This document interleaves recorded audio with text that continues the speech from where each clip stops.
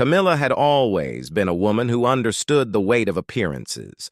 For years, she had navigated the treacherous waters of public opinion, private scorn, and royal protocol with a steely determination. Her life with Charles was one of carefully managed narratives, where every glance was analyzed and every word was weighed. So when she found the ring, her first instinct was not joy, but a cold, calculating fear. It was a Tuesday afternoon, bland and unremarkable. She was in the small study at Highgrove, a room Charles used for personal correspondence. She was looking for a specific book on gardening he had mentioned, running her gloved finger along the dusty spines. Her search led her to a heavy, leather-bound volume on the top shelf. As she pulled it free, a small, velvet-lined box tumbled out, landing on the carpet with a soft thud. Her heart seized. She knew that box. Everyone knew that box. It was from Gerard, the former crown jeweler. With trembling hands, she bent down and picked it up. The clasp was old and yielded easily. Inside, resting on a bed of white satin, was the ring. A massive 12-carat oval sapphire surrounded by a dazzling cluster of 14 solitaire diamonds set in 18-carat white gold. It was the ring. The engagement ring his father had given to his mother. The one that had once adorned the finger of the beloved Princess Diana. For a moment, the sheer, brutal history of the object stole her breath. She could almost feel the phantom heat of it. The weight of the millions of eyes that had seen it sparkle on that other woman's hand. It was more than just a piece of jewelry. It was a relic, a symbol of a fairy tale that had soured, of a woman the public had worshipped and whose shadow Camilla had been cursed to live in for decades. A torrent of emotions flooded through her. There was a pang of something that felt like guilt, a ghost of an old insecurity. Then came the possessive anger. This was her life now, her husband, her home. Why did this ghost still have a place here? Why had Charles kept it? It wasn't on display. It was hidden. Was it a secret treasure he took out to remember? The thought was a physical blow to her gut. After all these years, all the sacrifice, the relentless public battering they had endured to be together, was he still clinging to the past? The logical part of her brain, the part that had kept her sane through the darkest days, tried to reason. Perhaps he had simply forgotten it was here, and the book looked untouched for years. Maybe it was a piece of history he felt he couldn't destroy, but didn't know what to do with. But the illogical, deeply wounded part of her won. This ring was a threat. It was a symbol of a love story that, however flawed, had produced the heir and the spare. It was the one thing that could undermine her position in a way nothing else could. If the public ever saw it on her finger, or even knew she had touched it, the outcry would be biblical. The comparisons would be reignited with a ferocity that would make the past look like a mild breeze. Her decision was made in an instant. It wasn't about theft. It was about protection. Protection for her marriage, for her sanity, for the fragile peace she had fought so hard to build. She closed the box. I would break Charles's heart in a way she would break Charles's heart in a way she couldn't fathom. But she would conceal it.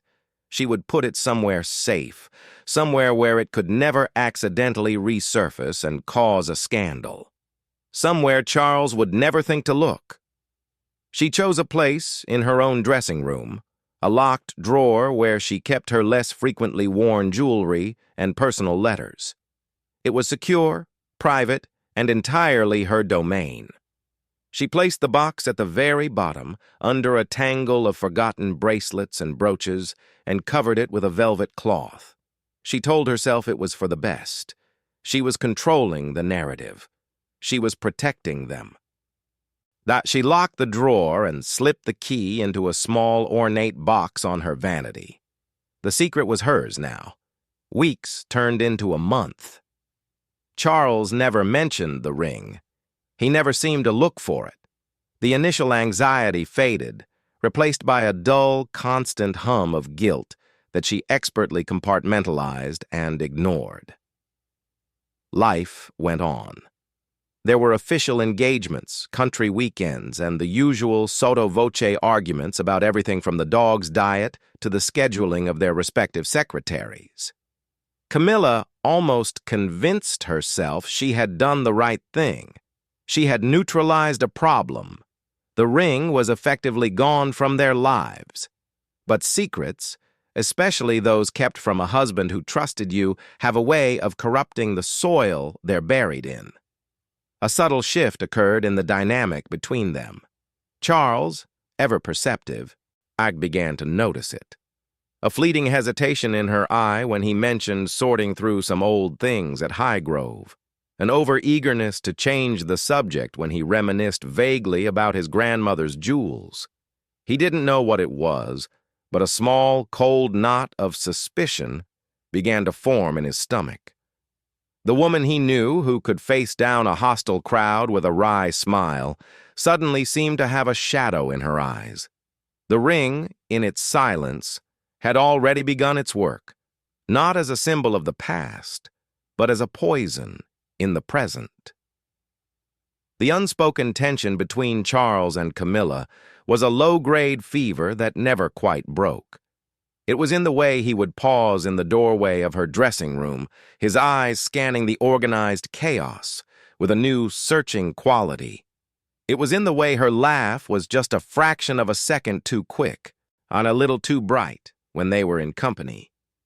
The secret of the ring sat between them at dinner, a silent third guest that neither acknowledged. Charles's mind, a labyrinth of history and duty, was now actively searching for the missing piece. He began a quiet, personal inventory of the objects that mattered to him. He didn't know what he was looking for, only that something felt profoundly out of place. It was in this atmosphere of quiet unease that Kate Middleton, the Princess of Wales, arrived for a private family weekend at Highgrove. She was a master of social navigation, her easy grace and genuine warmth a balm to the often stiff formality of royal gatherings. She had a particular talent for reading a room, for sensing the undercurrents that others missed. From the moment she stepped out of the car with William, she felt it. But the usual ease between his father and Camilla was strained. Charles was distracted, his gaze often lost in the middle distance. Camilla was performing a role, the gracious hostess, but the performance lacked its usual polished conviction. On the second day, an opportunity for the women to spend time together arose. William and Charles had gone for a long, brooding walk to discuss estate matters, leaving Kate and Camilla alone in the drawing room. The fire crackled, and the dog snored on the hearthrug, but the silence between them was heavy. Camilla made small talk about a garden project, her voice a little too controlled. Kate listened, offered pleasantries, all the while her instinct telling her that the older woman was wrestling with something. Later that afternoon, Kate found herself upstairs, needing a quiet moment to herself, and she passed by Camilla's dressing room. The door was slightly ajar. She wasn't prying, merely glancing in as she walked by, when she saw Camilla standing at her vanity. But it wasn't the woman herself that caught her attention. It was her posture. Camilla was utterly still, her back to the door, holding something in her hands. Kate could see her reflection in the vanity mirror. Her face was a mask of profound anxiety, a look of deep, troubled contemplation that Kate had never seen on her before. Then, as if sensing she was being watched, Camilla startled, shoved whatever she was holding into a drawer, and slammed it shut. She turned, her face quickly rearranging itself into a bland smile when she saw Kate in the doorway. "Kate, dear, I didn't hear you," she said, her voice pitched a little too high. "Sorry. I was just heading to my room. Kate replied smoothly, her gaze flicking for a split second to the now closed drawer. Everything all right? Yes, yes, fine. Just looking for a scarf, Camilla lied, and the lie hung in the air between them, as tangible as smoke. Kate nodded and walked on, but her mind was racing. The image of Camilla's haunted expression was seared into her memory. What could possibly make the famously unflappable Duchess of Cornwall look so cornered? She didn't mention it to William that night. It felt like an intrusion, a glimpse of a private grief she had no right to. But the seed of curiosity was planted. The next morning, the family was preparing for a casual lunch. Kate, needing a safety pin for a minor wardrobe malfunction, I remembered seeing a sewing kit in a small chest in Camilla's dressing room during a previous visit. She knocked, and receiving no answer, gently pushed the door open, assuming the room was empty. It was. The sewing chest was in the corner near the window. As she knelt to open it, her eye was drawn to the floor. A sliver of light glinted off a small, ornate key lying on the carpet just beneath the edge of the vanity. It must have fallen from the small box where Camilla kept it. Without thinking, purely on instinct, Kate picked it up. Her intention was to place it on the vanity, a simple act of helpfulness. As she stood, her gaze fell upon the very drawer Camilla had slammed shut the day before. The key in her hand felt like a live wire. It was an invasion of privacy, she knew that. But the mystery was too compelling. The look on Camilla's face haunted her.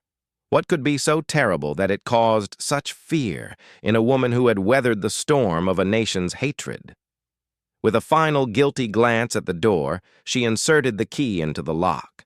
It turned with a soft click. She pulled the drawer open. On top lay a jumble of costume jewelry and velvet pouches. She gently pushed them aside, her fingers brushing against something smooth and solid. She pulled out the familiar blue velvet box from Gerard. Her heart stopped. She didn't need to open it. She knew. The weight of it, the history of it was unmistakable. This was the ring. The sapphire and diamond engagement ring that had belonged to her late mother-in-law, Princess Diana. The ring that William had given to her, his own true love, to carry on a legacy. And the ring that was meant to be a symbol of hope and continuity. What was it doing here, hidden in Camilla's private drawer? A cold fury, unlike anything she had ever felt, began to crystallize in her chest. It wasn't just the hiding of a piece of jewelry, it was the symbolic act. It felt like a theft of memory, an attempt to bury the past, to erase the woman whose shadow Camilla had always loathed. This ring was more than just diamonds and sapphire. It was William's mother. To have it secreted away like a dirty secret felt like a profound disrespect, not just to Diana's memory, but to William, to Harry, and to the very history of the family she had married into. She didn't open the box. She didn't need to desecrate it further.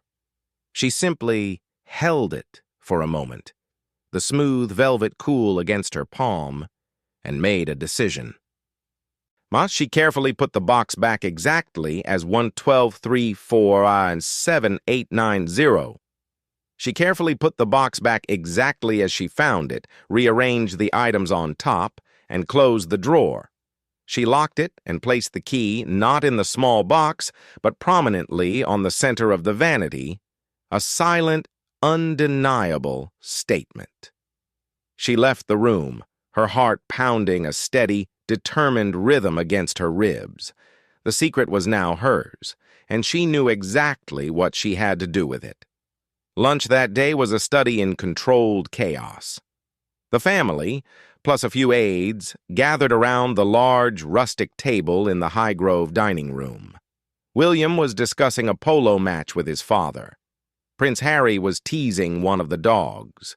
But for Kate, and the clinking of cutlery and the murmur of conversation was just noise. Her focus was entirely on the two people at the head of the table, Charles, distracted and weary. Camilla, playing the role of the perfect hostess, but with a flicker of unease in her eyes that Kate now understood perfectly. The secret in the upstairs drawer pulsed in Kate's mind like a second heartbeat.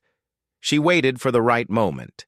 It came as the main course was being cleared, and a brief lull fell over the table.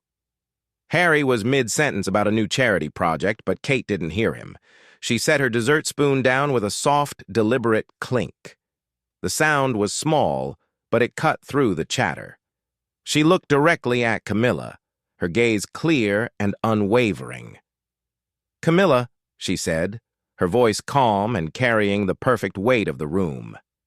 I was in your dressing room earlier looking for a sewing kit. I found a key on the floor." The effect was instantaneous. The color drained from Camilla's face, leaving her complexion a waxy, unnatural shade. Her hand, reaching for her water glass, froze in midair. The room went silent. Even the dogs seemed to sense the shift in the atmosphere. "Oh, thank you, dear," Camilla stammered, her voice cracking. "I must have dropped it. Very careless of me." She attempted a dismissive smile, but it was a grotesque parody of her usual warmth. Kate didn't smile back. She held Camilla's gaze, her expression one of sorrowful understanding mixed with an immovable resolve. "I placed it on your vanity," she continued, her voice dropping slightly, becoming more intimate yet somehow more powerful. "It was the key to a drawer." "The one where you keep the blue box from Gerard." The name of the jeweler hung in the air like a bomb waiting to detonate. Charles's head snapped up, his fork clattering onto his plate. He looked from Kate to Camilla, his brow furrowed in deep confusion. "What blue box?" "Camilla, what is she talking about?" Camilla opened her mouth, but no sound came out. She was trapped, her usually quick mind frozen by the sheer, unexpected horror of the moment. She looked at Kate, and for the first time, she saw the steel beneath the young woman's grace. This was not an attack born of malice, Kate's eyes seemed to say, but one born of a duty to the truth. Harry, sensing the drama, leaned forward, his eyes wide. William placed a steadying hand on Kate's knee under the table, a silent signal of support, though he himself was completely in the dark. "I wasn't snooping. I found the key, I opened it, and I found the key to the safe." "I'm so sorry, Papa," she said softly, using her intimate name for him. "I'm so sorry, Papa," she said softly, using her intimate name for him. "I'm so sorry, Papa," she said softly, using her intimate name for him. "I'm so sorry, Papa," she said softly, using her intimate name for him. "I'm so sorry, Papa," she said softly, using her intimate name for him. "I'm so sorry, Papa," she said softly, using her intimate name for him. "I'm so sorry, Papa," she said softly, using her intimate name for him. "I'm so sorry, Papa," she said softly, using her intimate name for him. "I'm so sorry, Papa," she said softly, using her intimate name for him. "I'm so sorry, Papa," she said softly, using her intimate name for him. "I'm so sorry, Papa," she said softly, using her intimate name for him. "I'm so sorry, Papa," she said softly, using her intimate name for him. "I'm so sorry, Papa," she said softly, using her intimate name for him. "I'm so sorry, Papa," she said softly, using her intimate name for him. "I'm so sorry, Papa," she said softly, using her intimate name for him. "I'm so sorry, Papa," she said softly, using her intimate name for him. "I'm so sorry, Papa," she said softly, using her intimate name for him. "I'm so sorry, Papa," she said softly, using her intimate name for him. "I'm so sorry, Papa," she said softly, using her intimate name for him. "I'm so sorry, Papa," she said softly, using her intimate name for him. "I'm so sorry, Papa," she said softly, using her intimate name for him. "I'm so sorry, Papa," she said softly, using her intimate name for him. "I'm so sorry, Papa," she said softly, using her intimate name for him. "I'm so sorry, Papa," she said softly, using her intimate name for him. "I'm so sorry, Papa," she said softly, using her intimate name for him.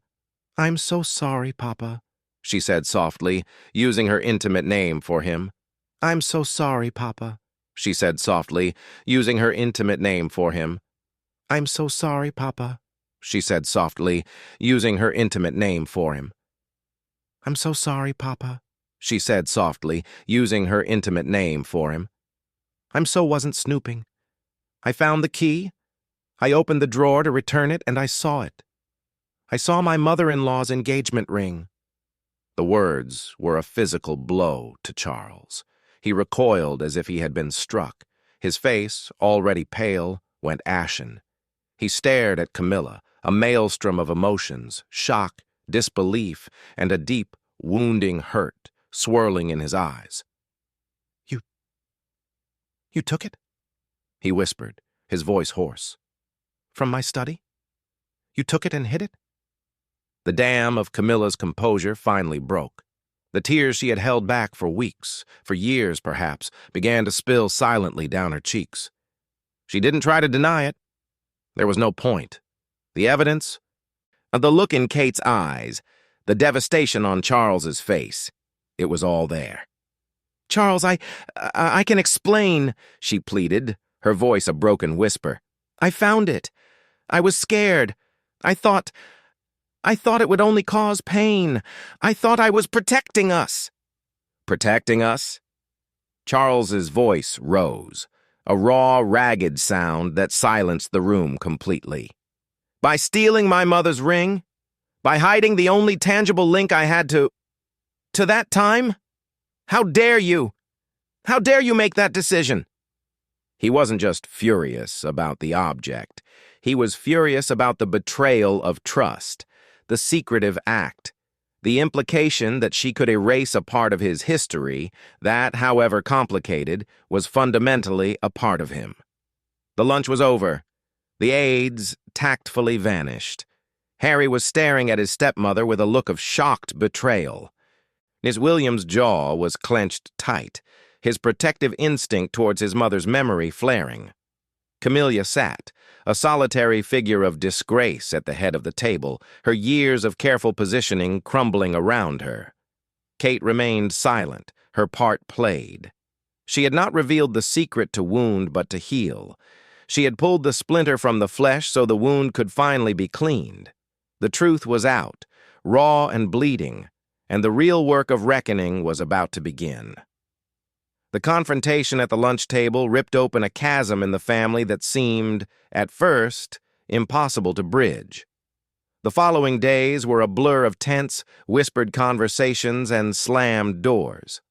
Charles retreated into a cold, formal silence with Camilla, his hurt too deep for words. He spent hours alone in his study at Highgrove, the room where the ring had been hidden, staring at the empty space on the shelf. It wasn't just the ring he mourned. It was the illusion of a seamless partnership with the woman he loved. He had believed they were a team, united against the world. Now he saw a crack in their foundation, a place where her insecurity and his past could fester in secret. William and Harry were a different kind of storm. For them, the ring was not just a jewel. It was their mother. The thought of it being secreted away by Camilla, hidden like a shameful trinket, ignited a fury in them both. William, ever the diplomat, was icily furious, his disappointment in Camilla a tangible force, but it was Harry who reacted with the most visceral pain. To him, it was a final confirming act of disrespect. To know how he could stay with a woman, to know how he could stay with a woman capable of such a thing. Camilla, for her part, was in a state of purgatory. She remained at Highgrove, but she was an island. The staff moved around her with a new, cool professionalism. The easy intimacy with her husband was gone. replaced by a politeness colder than any argument. She was consumed by a shame so profound it was physically debilitating.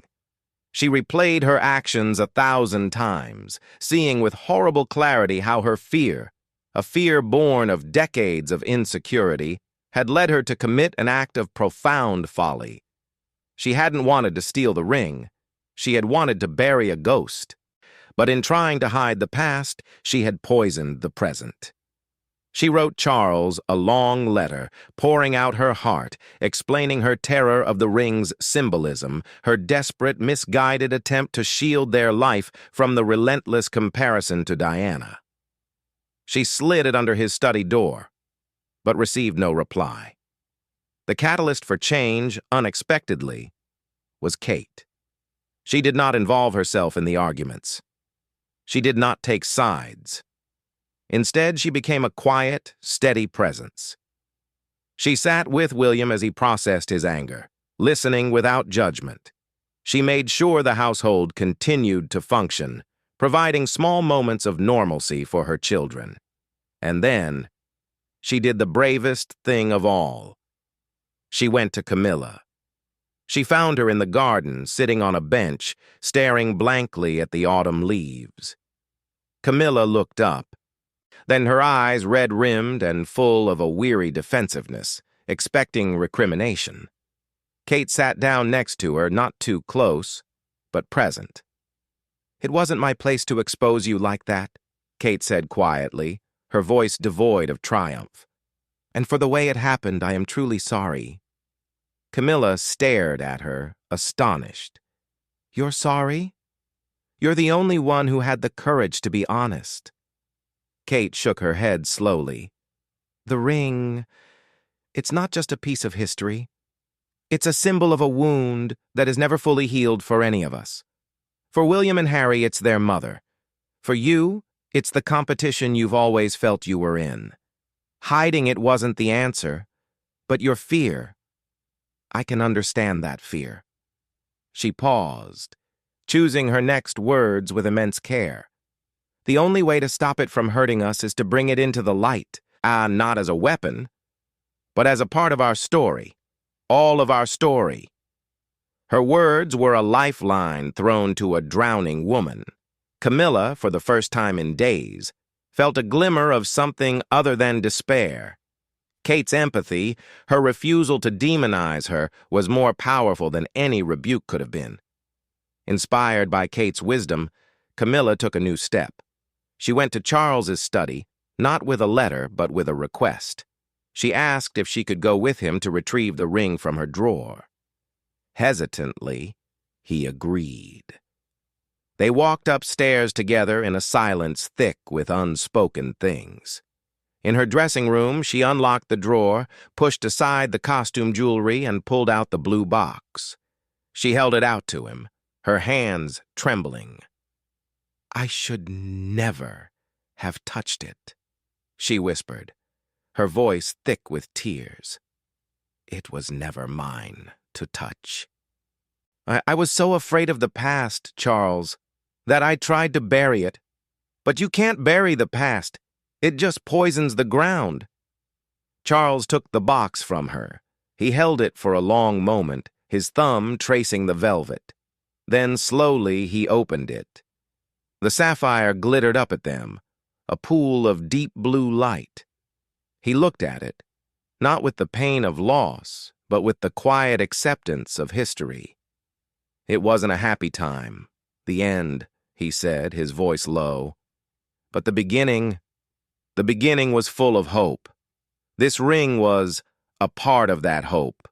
It's a part of the boys. Hiding it doesn't change that. Forgetting it doesn't change that." He closed the box and looked at Camilla, truly looked at her for the first time since the lunch. He saw the woman he loved, stripped of her armor, raw with remorse. He saw her fear, and he finally understood its source. And it wasn't malice. It was a deep, human insecurity. He reached out and took her hand. The path forward was not instantly clear, and the hurt was not magically gone, but a bridge had been built. The secret was out, and in the harsh light of truth, its power to destroy had begun to fade. The family had a long way to go, but they had taken the first, most difficult step together. The months that followed the revelation were a quiet, careful rebuilding. It wasn't a matter of forgiveness granted overnight, but a series of small, deliberate acts that slowly mended the frayed edges of their family. The ring itself became an unexpected symbol of this new, more honest chapter. Charles did not return it to its hiding place in the study. Instead, he had it cleaned and secured in a proper vault, its existence acknowledged, not hidden. He spoke to William and Harry about it openly, asking them what they wished for it. It was a conversation laden with emotion, but one that was necessary, finally giving them a voice in the fate of their mother's most famous possession. Camilla's penance was not public, but private and profound. She made a concerted, genuine effort to engage with the legacy of Diana, not as a rival, but as a stepmother to her sons. She spoke more freely with William and Harry about their mother, not shying away from the subject, but listening to their memories and their grief with a new, humble attentiveness. It was awkward at first, stilted and strange. Harry, in particular, was resistant, his walls built high. But Camilla persisted, not with grand gestures, but with quiet consistency. She would leave articles about Diana's charity work for William. She ensured that on significant anniversaries, the day was acknowledged in a way that honored the boy's feelings. It was a slow thaw, but a thaw nonetheless. The true turning point came during a private family dinner at Kensington Palace, hosted by William and Kate. It was a small gathering, just the five of them: Charles, Camilla, William, Harry, and Kate. The atmosphere was initially tense, the ghosts of the past year lingering in the corners. But Kate, as always, had a plan, a gentle nudge towards reconciliation. After dinner, as they moved to the sitting room for coffee, Kate excused herself and returned a moment later carrying a small, familiar-looking box, the blue velvet from Garrard. The room went still. All eyes were on the box in her hands. She walked directly to Camilla and held it out to her. "Camilla," she said, on her voice soft but clear, "we want you to have this." Camilla stared at the box as if it were a coiled snake. "What? No, I can't. You can't ask me to. After what I did." Kate shook her head. "This isn't about what happened. This is about the future." She looked at William, who gave her a small, encouraging nod. "William and I have talked about it. This ring carries a lot of history, a lot of pain, but also a lot of love. It's a part of our family, and you are a part of our family." William stepped forward, his arm slipping around Kate's waist.